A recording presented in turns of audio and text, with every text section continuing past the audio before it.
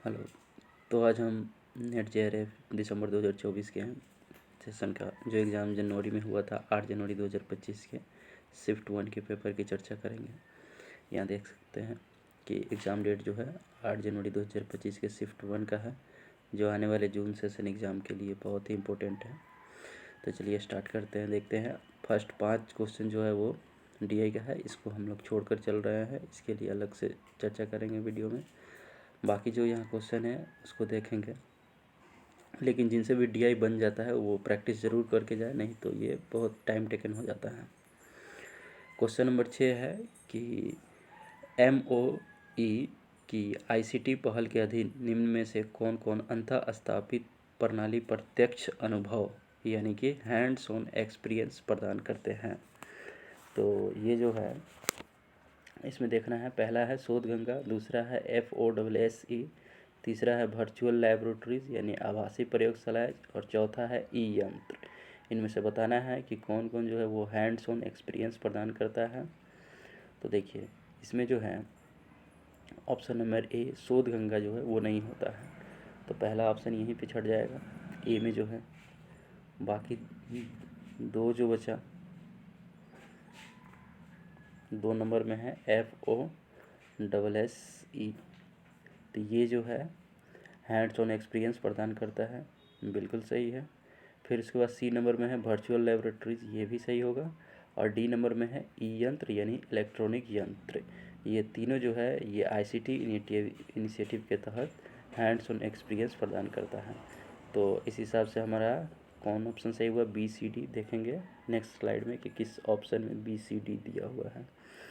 तो BCD ये option number D में है, इस हिसाब से राइट आंसर ऑप्शन डी हो जाएगा।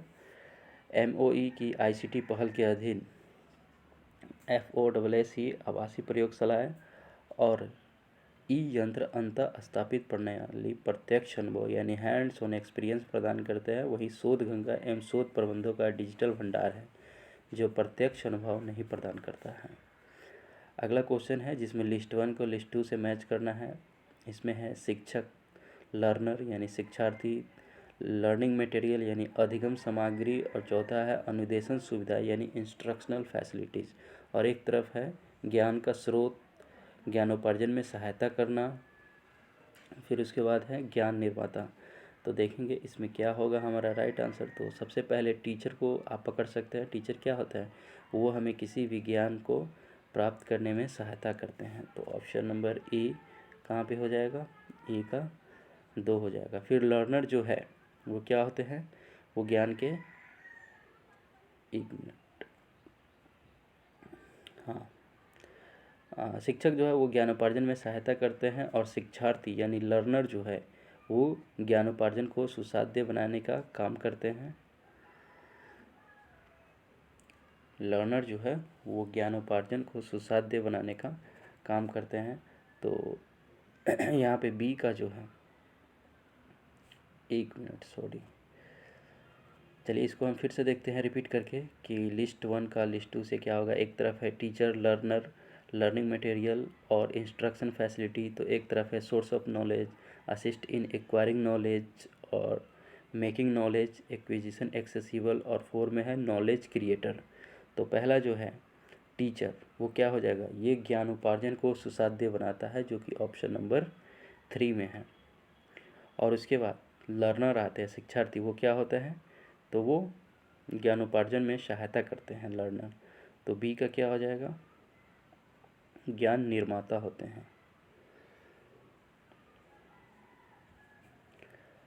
और अधिगम सामग्री जो है लर्नर मटेरियल, वो ज्ञान के स्रोत होते हैं, वो वहाँ पे ए नंबर में हो जाएगा। और डी जो है ज्ञानोपार्जन में सहायता करना, ये क्या होता है, अनुदेशन सुविधाएं जो होती है यानी इंस्ट्रक्शनल फैसिलिटी जो है इसमें हेल्प करती हैं। तो इस हिसाब से हमारा ऑप्शन नंबर सी हो जाएगा, सी इज़ राइट आंसर। अगले क्वेश्चन की तरफ बढ़ेंगे हम लोग। तो अगला क्वेश्चन है हमारा कि निम्न में से कौन ऑनलाइन पाठ्यक्रम बनाने और प्रदान करने हेतु निःशुल्क व मुक्त स्रोत वाला सॉफ्टवेयर है। तो वो है मूडल यानी कि MOODLE मूडल। मूडल को देखेंगे हम लोग क्या होता है। कि मूडल जो है वो ऑनलाइन पाठ्यक्रम बनाने और प्रदान करने हेतु निःशुल्क एवं मुक्त स्रोत वाला सॉफ्टवेयर है। यह शिक्षण संस्थानों द्वारा व्यापक रूप से अपनाया गया है, जबकि यूडेमी, कोर्सेरा और एडेक्स जो है वो एक वाणिज्यिक प्लेटफॉर्म है। तो यहाँ पे मुक्त पूछ रहा है, यानी फ्री ऑफ कॉस्ट जो है वो मिलता है, वो मूडल में मिलता है। बाकी सब जो है कमर्शियल है, वहाँ कुछ चार्ज पे करना पड़ता है। नेक्स्ट क्वेश्चन है हमारा कि किस प्रकार का अनुसंधान अतीत के अध्ययन के माध्यम से नए तथ्यों की खोज करता है। किस प्रकार का अनुसंधान अतीत के अध्ययन के माध्यम से नए तथ्यों की खोज करता है। तो यहाँ पे अतीत हमारा एक कीवर्ड हो जाएगा, उससे पकड़ने का हम कोशिश करेंगे। तो अतीत में क्या होता है, अतीत के अध्ययन को हम लोग क्या कहते हैं, वो इतिहास कहते हैं। तो वो ऐतिहासिक विश्लेषण शोध हो जाएगा, रिसर्च। तो हिस्टोरिकल रिसर्च इसको बोलेंगे। Option number C is right answer. अगले क्वेश्चन की तरफ बढ़ेंगे तो उसमें है हमारा कि निम्न में से कौन मालवेयर है, यानी वायरस, वॉर्म, रैंसमवेयर, ट्रोजन। इनमें पहचान करना है कि कौन कौन से मालवेयर हैं। तो यहाँ पे जितने भी ऑप्शन दिए हुए हैं चारों, वो चारों के चारों जो है मालवेयर के उदाहरण हैं। यानी वायरस भी है, वॉर्म भी है, रैंसमवेयर भी है और ट्रोजन, ये सभी मालवेयर है, जो कि ऑप्शन नंबर सी में दिया हुआ है। तो इस हिसाब से हमारा right answer option number C हो जाएगा। आगे बढ़ेंगे।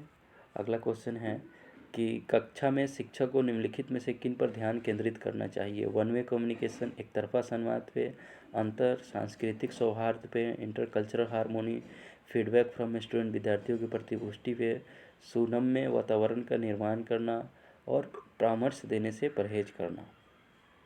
तो देखिए, कक्षा को अगर एक कक्षा में शिक्षक को ध्यान देने की बात की जा रही है, तो परामर्श देने से परहेज करेगा शिक्षक, तो फिर वो सही होगा ही नहीं। तो ऑप्शन ई तो यहीं पे गलत हो जाएगा।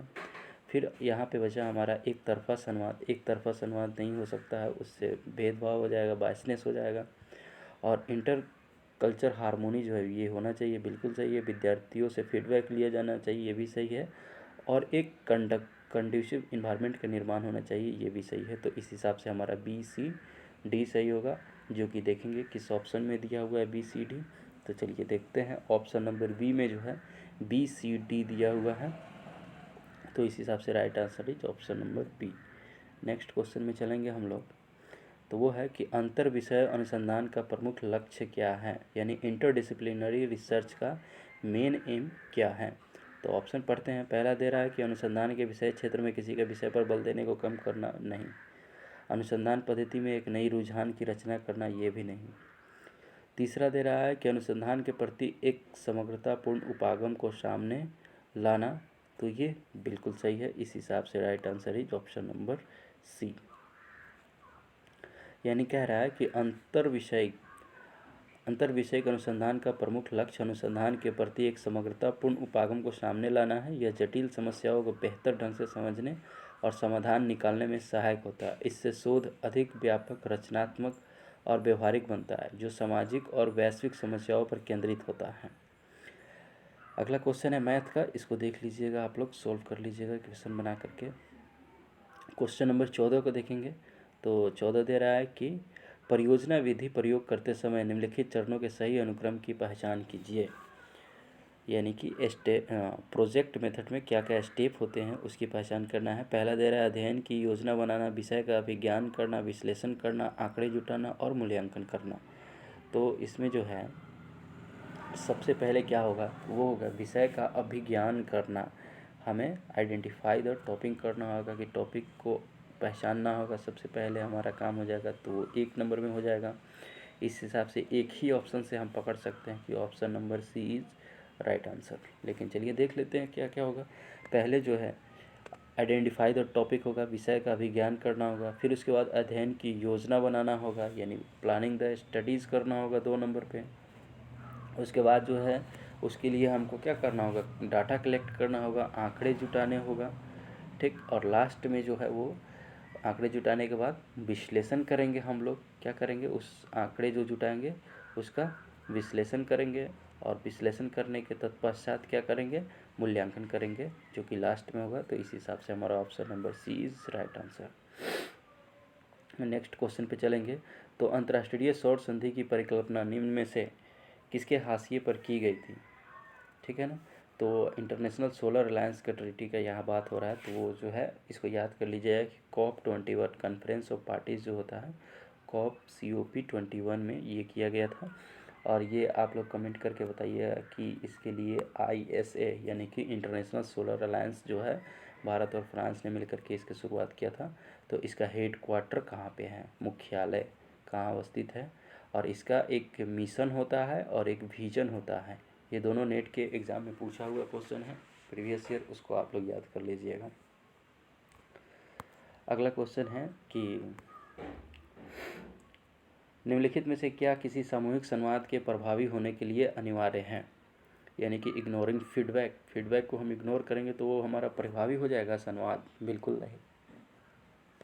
दूसरा है रैपिड डिसीजन मेकिंग यानी तेज़ी से निर्णय लेना। तीसरा है कठोर पदानुक्रम रिजिड हायरार्की। और चौथा है इक्वल पार्टिसिपेशन सामान्य भागीदारी। यहाँ पे जो है हम लोग कीवर्ड पकड़ना चाहेंगे, तो सामूहिक संवाद की बात की जा रही है। तो सामूहिक संवाद कब होगा, जब सबकी समान भागीदारी होगी तब होगा। सामूहिक संवाद कब होगा, जब सबकी समान भागीदारी होगा तभी होगा। तो इस हिसाब से हमारा क्या हो जाएगा right answer, option number D is right answer. Next question है कि निम्न में से मीथेन के प्रमुख स्रोतों की पहचान कीजिए। इसमें से जो है कौन कौन से मीथेन के प्रमुख स्रोत हैं उसकी पहचान करना है। पहला ऑप्शन दे रहा है कि लैंडफिल यानी भू क्षरण स्थल। दूसरा है माउंटेन रिवर पहाड़ी नदियाँ। तीसरा है वेटलैंड आर्द्र भूमि। चौथा है पैडी फील्ड यानी धान के खेत। तो ये तो सबसे फेमस है कि धान के खेत से मीथेन की उत्पत्ति होता है, बिल्कुल सही है। ठीक, उसके बाद जो है अब देखना है कि लैंड फिल से होता है यानी भूभरण स्थल से होता है कि नहीं, तो यहाँ से भी होता है। और 2 नंबर पे दे रहा है पहाड़ी नदियाँ, तो पहाड़ी नदियों से नहीं होता है। ठीक, तीसरे नंबर पे वेटलैंड आर्द्र भूमि से होता है, बिल्कुल यहाँ से भी मीथेन की उत्पत्ति होता है। तो इस हिसाब से हमारा option number A, C, D सही होगा, जो कि ऑप्शन नंबर C में दिया हुआ है। इस हिसाब से राइट आंसर है C। नेक्स्ट क्वेश्चन पे चलेंगे तो देख सकते हैं कि 18 नंबर क्वेश्चन है। क्या कह रहा है कि मनस की अवधारणा के वेदांत के निरूपण आलोक में निम्नलिखित कथनों में से कौन से सही है। तो मनस की अवधारणा के वेदांत के निरूपण के हिसाब से हमको सोचना है और बताना है कि मनस की अवधारणा के हिसाब से कौन सा सही है। तो मनस एक स्वतंत्र सत्ता है, मनस एक मौलिक पदार्थ है, मनस एक इंद्रिय नहीं है यानी संवेदी अंग नहीं है, सेंसरी ऑर्गन नहीं है। चौथा कह रहा है कि मनस एक अदृश्य और अत्यंत सूक्ष्म पदार्थ है। पांचवा कह रहा है कि मनस अंतःकरण का एक प्रकार्य है। तो यहाँ पे जो है कि हमारा इसमें एलिमिनेट करेंगे ऑप्शन मनस की अवधारणा के बारे में। तो यहाँ पे पहला ऑप्शन जो कह रहा है कि मनस एक स्वतंत्र सत्ता है, ये गलत हो जाएगा। ऑप्शन नंबर बी कह रहा है कि मनस एक मौलिक पदार्थ है, नहीं मौलिक पदार्थ तो नहीं है, बिल्कुल गलत है। सी कह रहा है कि मनस एक इंद्रिय यानी संवेदी अंग नहीं है, तो ये बिल्कुल सही है। फिर उसके बाद जो है डी में कह रहा है कि मनस एक अदृश्य और अत्यंत सूक्ष्म पदार्थ है, तो ये भी नहीं होगा, बिल्कुल गलत हो जाएगा। और चौथा कह रहा है कि मनस अंतःकरण का एक प्रकार है, ये बिल्कुल सही है। तो इस हिसाब से हमारा ऑप्शन सी और ई सही हो जाएगा और सही ही पूछ रहा था। देखते हैं किस ऑप्शन में सी और ई दिया हुआ है। ऑप्शन नंबर बी में दिया हुआ है, तो बी इज राइट आंसर हो जाएगा। मनस की अवधारणा के वेदांत निरूपण के आलोक में मनस एक इंद्रिय यानी संवेदी अंग नहीं है, मनस अंतःकरण का एक प्रकार है, मनस की अदृश्य और अत्यंत सूक्ष्म तत्व माना गया है जो इंद्रिय द्वारा प्रकट नहीं किया जा सकता। नेक्स्ट क्वेश्चन है कि निम्नलिखित विश्वविद्यालयों में से किन्हें 1884 में मानद LLD डिग्री प्रदान करने की अनुमति दी गई थी। तो यहाँ पे देखिए ऑप्शन दिया है कलकत्ता विश्वविद्यालय, बॉम्बे, मद्रास, इलाहाबाद और पंजाब। ये 5 विश्वविद्यालय के नाम दिया गया है। अगर यहाँ पे इंटेलिजेंट गेस लगाना चाहेंगे तो लगा सकते हैं। कब का समय दिया गया है, तो 1884 में मानद LLD डिग्री प्रदान किए जाने की बात की जा रही है। तो 1884 के समय वैसा कौन सा विश्वविद्यालय रहा होगा जो ये मतलब जिसको ये अधिकार मिल गया होगा, तो आप सोच सकते हैं। तो देखिए उस समय जो है सबसे फेमस जो है क्या रहा था, कलकत्ता विश्वविद्यालय, बॉम्बे विश्वविद्यालय और मद्रास विश्व, यही तीनों था। ठीक, जिसको ये मिल सकता है। तो देखते हैं कौन से ऑप्शन में है। A, B, C ऑप्शन में दिया हुआ और यही हमारा राइट आंसर हो जाएगा। यानी कलकत्ता, बॉम्बे और मद्रास विश्वविद्यालय को 1884 में मानद LLD डिग्री प्रदान करने की अनुमति दी गई थी।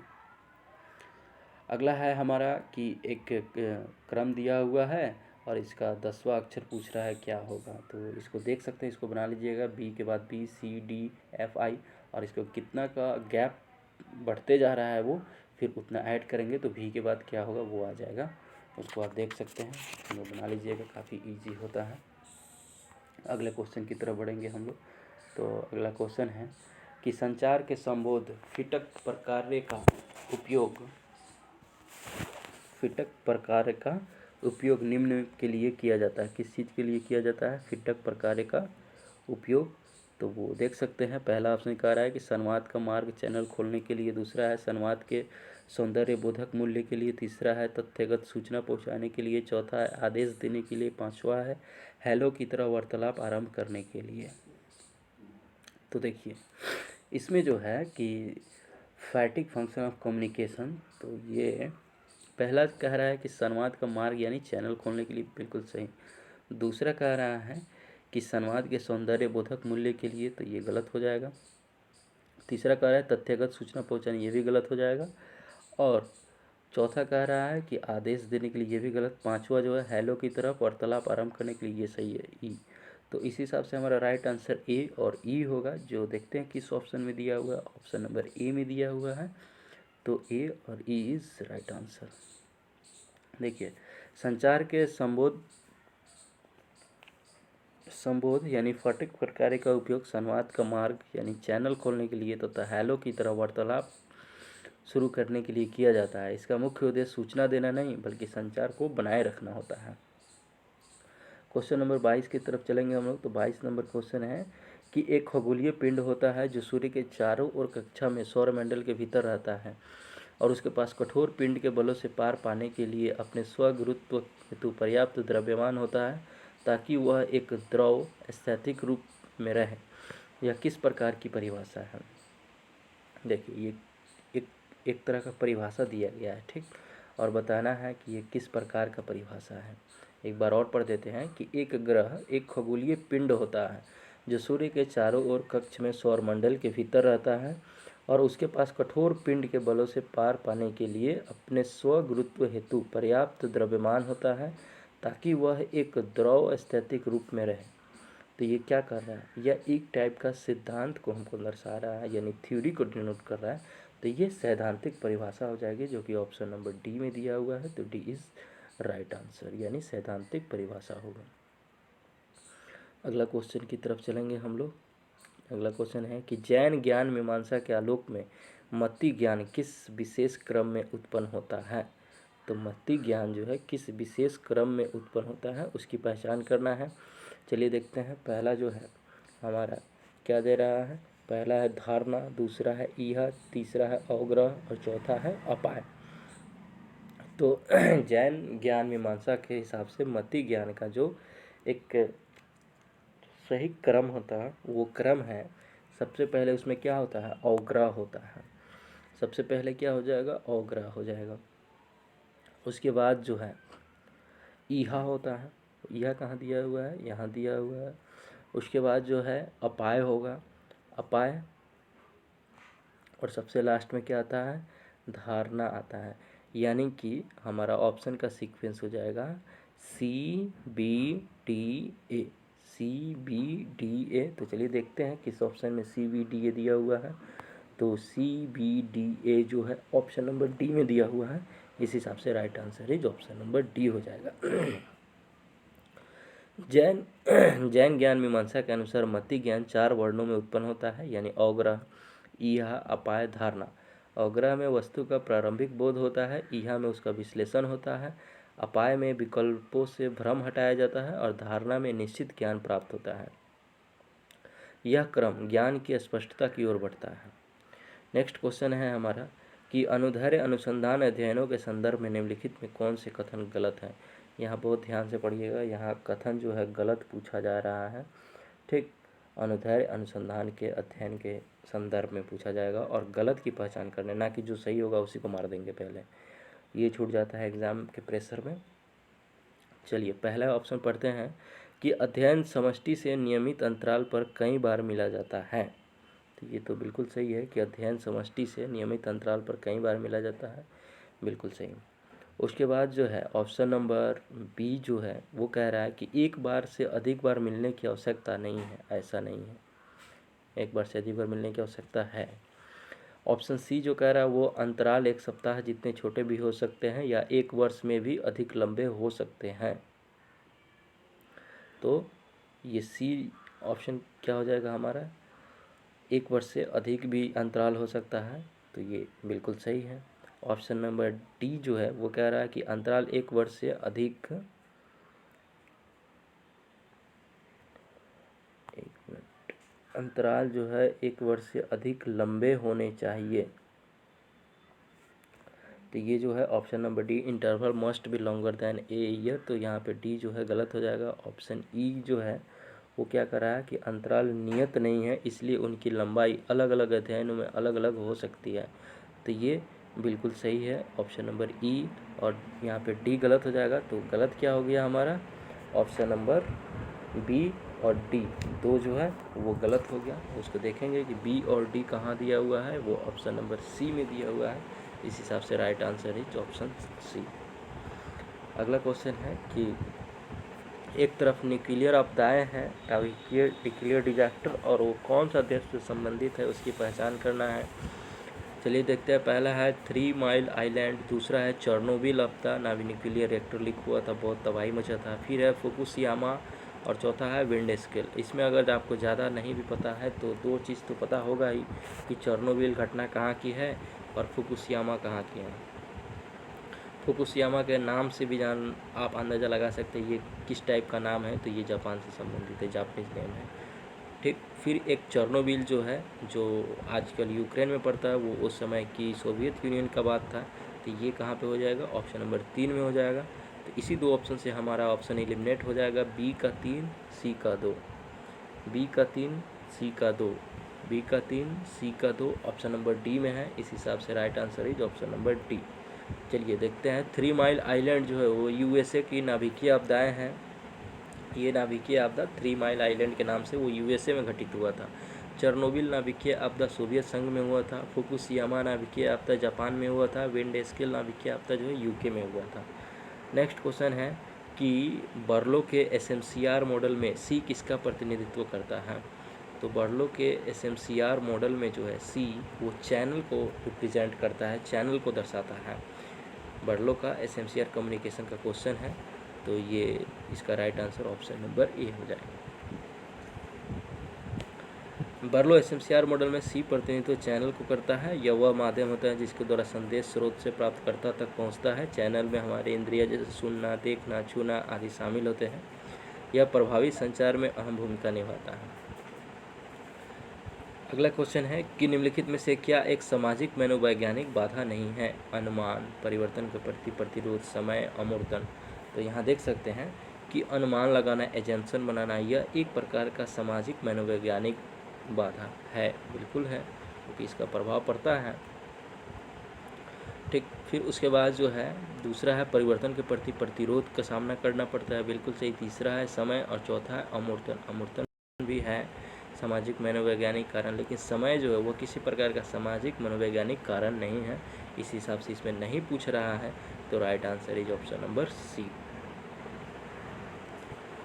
अगले क्वेश्चन की तरफ बढ़ेंगे हम लोग। तो अगला क्वेश्चन है कि निम्न को उनके भंडार स्थान के अनुसार आरोही क्रम में सजाइए। ये काफ़ी इजी क्वेश्चन है। आजकल हम लोग टेक्नोलॉजी का यूज़ कर रहे हैं तो पता ही होगा कि केबी क्या है, जीबी क्या है, टीबी क्या है और पीटी क्या है, पीबी क्या है, ठीक है ना।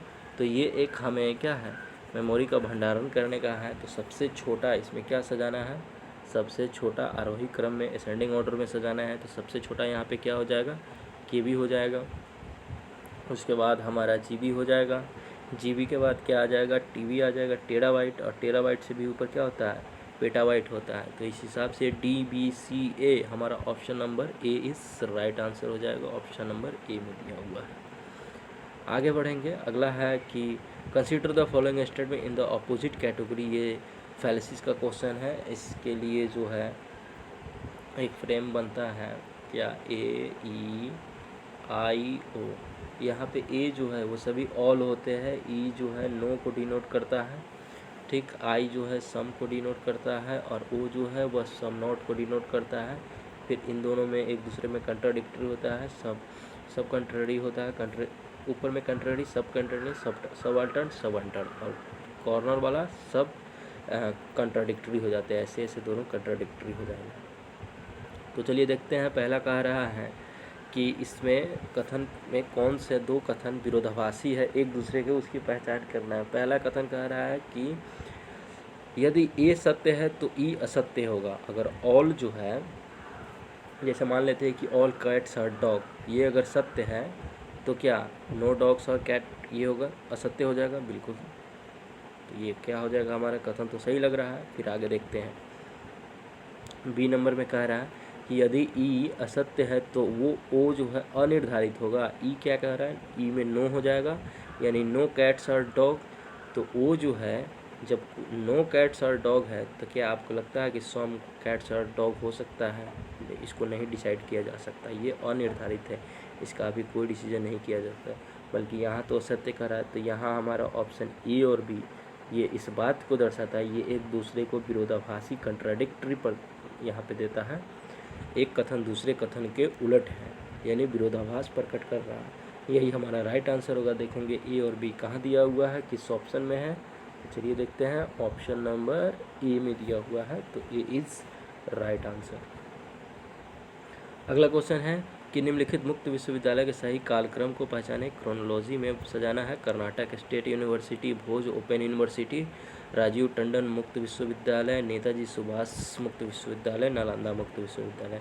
तो अभी हमने कुछ दिन पहले ही इससे रिलेटेड एक क्वेश्चन आया हुआ था शिफ्ट में, उसकी हम चर्चा किए थे। उसमें ये ज़रूर आया हुआ था और ये काफ़ी इम्पोर्टेंट था। इससे हायर एजुकेशन से रिलेटेड है, ये पूछा भी जाता है। तो यहाँ देख सकते हैं कि सबसे पहले उसमें हम बताए थे कि नालंदा मुक्त विश्वविद्यालय यानी नालंदा ओपन स्कूल यहाँ जो दिया हुआ है वो हुआ था। कब इसकी स्थापना हुआ था, तो ये 1987 में हुआ था, 1987 में हुआ था। उसके बाद जो है भोज मुक्त विश्वविद्यालय राजा भोज के नाम पे है, तो वो कब हुआ था, 1991 में हुआ था, ठीक। 1991 में हुआ था। उसके बाद जो है कर्नाटक राज्य मुक्त विश्वविद्यालय की स्थापना 1996 में हुआ था, 1996 में हुआ था। उसके बाद नेताजी सुभाष मुक्त विश्वविद्यालय की स्थापना 1997 में हुआ था। नेताजी सुभाष मुक्त विश्वविद्यालय की स्थापना 1997 में हुआ। और राजीव टंडन मुक्त विश्वविद्यालय की स्थापना 1999 में हुआ। राजीव टंडन मुक्त विश्वविद्यालय की स्थापना 1999 में हुआ।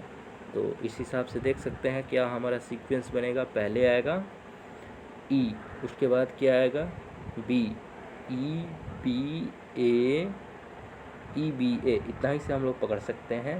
ई बी ए, देखते हैं किस ऑप्शन में है, E B A. E B A option number D में है, तो इस हिसाब से हमारा right answer option number D हो जाएगा। देखिए नालंदा मुक्त विद्यालय की स्थापना 1987 में हुआ। राजा भोज मुक्त विश्वविद्यालय की स्थापना 1991 में हुआ। कर्नाटक राज्य मुक्त विश्वविद्यालय 1996 में। नेताजी सुभाष मुक्त विश्वविद्यालय 1997 में। राजीव टंडन मुक्त विश्वविद्यालय 1999 में। और इसको रट्टा मारने के अलावा कोई इसका ऑप्शन नहीं है, तो इसलिए इसको याद कर लीजिएगा। अगला क्वेश्चन है कि अनुपलब्धि यानी अस्तित्व न होने के संदर्भ में निम्नलिखित में से कौन सा गलत है, उसकी पहचान करना है। तो घट का अस्तित्व होगा, प्राग भाव दर्शाता है। उसके बाद जो है घट कपड़ा नहीं है, प्रध्वंस स्वभाव दर्शाता है। वायु का कोई रंग नहीं होता, अत्यंत अभाव को दर्शाता है। ए बी नहीं है, यह अन्योन्य भाव को दर्शाता है। तो इसमें गलत की पहचान करना है। ये बात ध्यान देना है कि अनुपलब्धि के संदर्भ में जो है कौन से कथन गलत है उसकी पहचान करना है। यहाँ गलत कथन की पहचान करना है। तो देखिए पहला कह रहा है कि घट का अस्तित्व होगा जिसे यह प्राग भाव को दर्शाएगा, बिल्कुल सही।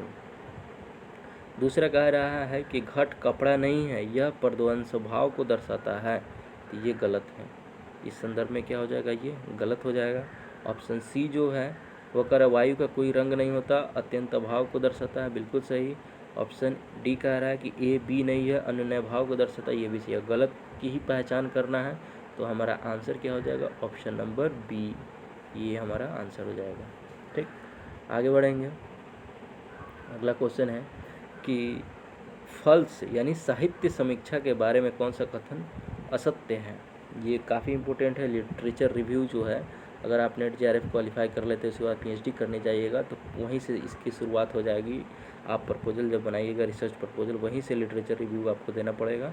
तो उसके बारे में कौन से कथन गलत है उसकी पहचान करना है। चलिए देखते हैं। पहला कथन है साहित्य समीक्षा अनुसंधान प्रक्रिया का अभिन्न भाग नहीं है।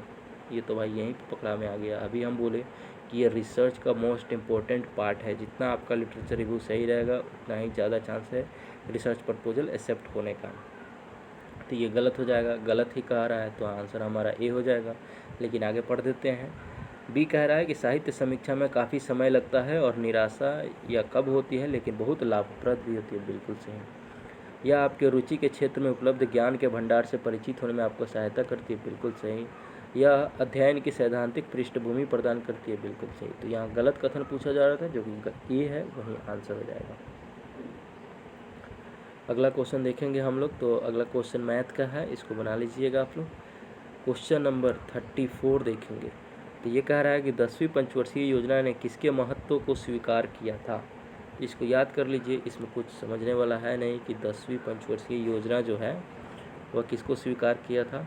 तो वो सूचना प्रौद्योगिकी के महत्व को, इंफॉर्मेशन टेक्नोलॉजी के जो महत्व है उसको एक्सेप्ट किया कि ये आने वाले समय में काफ़ी इम्पोर्टेंट है, यह अर्थव्यवस्था की वृद्धि में योगदान करेगा, इसमें किया गया था IT क्षेत्र में। अगला क्वेश्चन है कि भारत में निकनेट NICNET प्रोग्राम कब प्रारंभ किया गया था। निकनेट प्रोग्राम भारत में कब शुरू किया गया था। तो वो जो है हमारा राइट आंसर हो जाएगा 1987, ए ऑप्शन।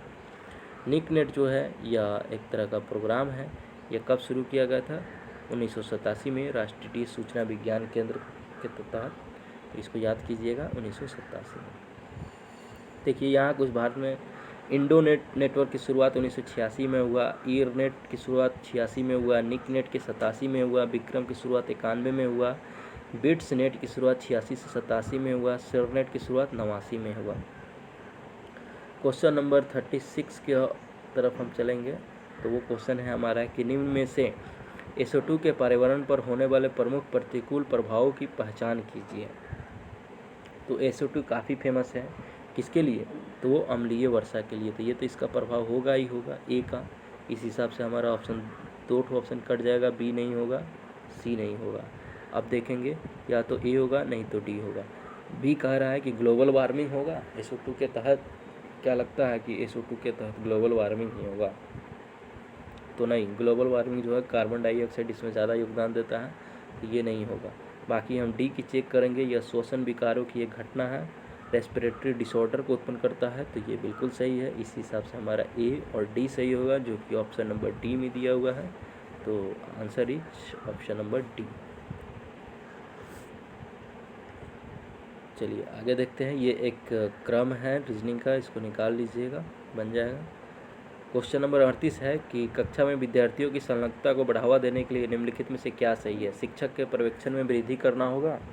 क्लास में स्टूडेंट जो है वो बिजी रहे, पढ़ाई में इंगेज रहे एकदम, उसके लिए टीचर को क्या क्या करना होगा, किस चीज़ को बढ़ावा देना होगा, उस पर विचार करना है।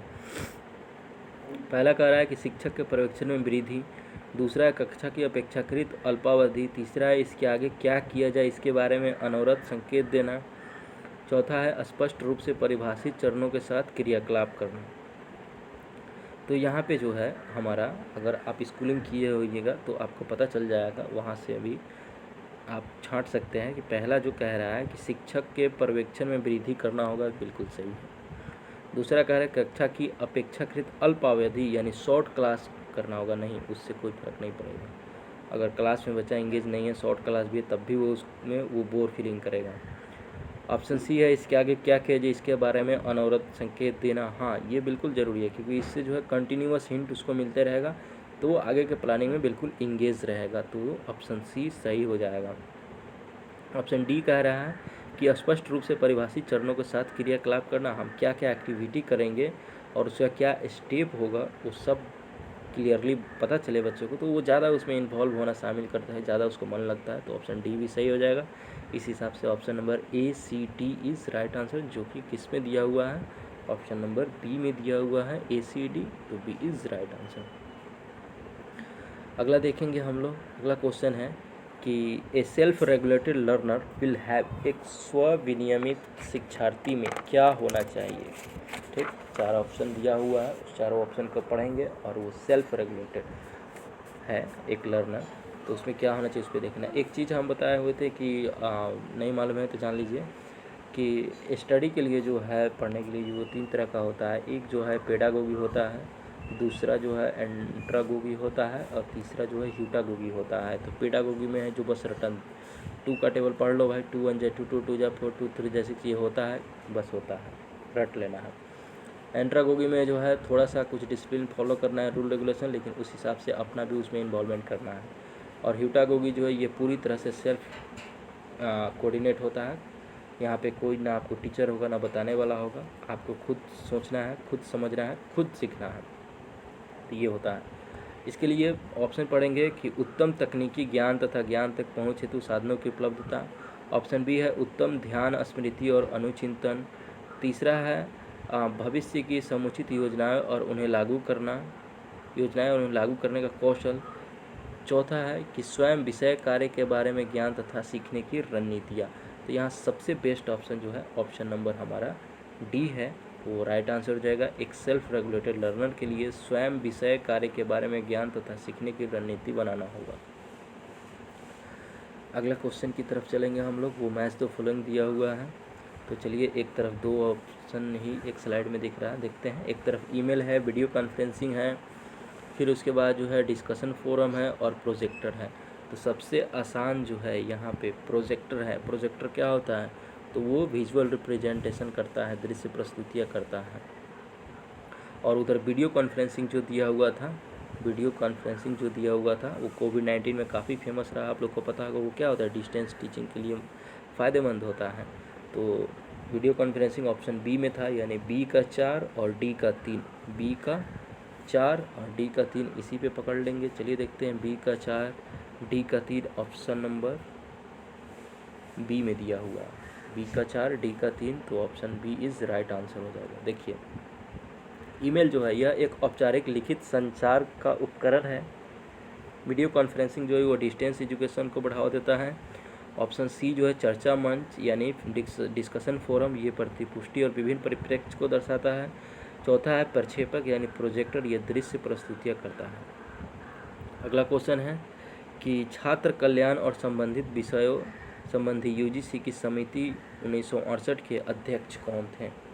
तो ये छात्र के कल्याण से संबंधित एक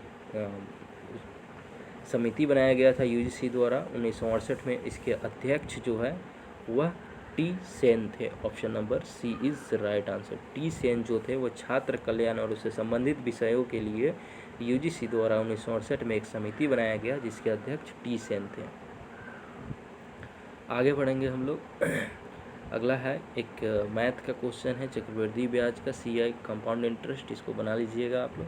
क्वेश्चन नंबर 33 देखेंगे कि किस समिति ने विश्वविद्यालय और उच्च शिक्षा को राज्य सूची से समवर्ती सूची में अंतरित करने का सुझाव दिया, यानी ट्रांसफ़र करने का, कि विश्वविद्यालय और उच्च शिक्षा को जो है वह राज्य सूची में ना रहने दिया जाए, बल्कि उसको समवर्ती सूची यानी कंकरेंट लिस्ट में कर दिया जाए, ताकि उस पर जो है केंद्र सरकार भी नियम बना सके और राज्य सरकार का भी रहेगा।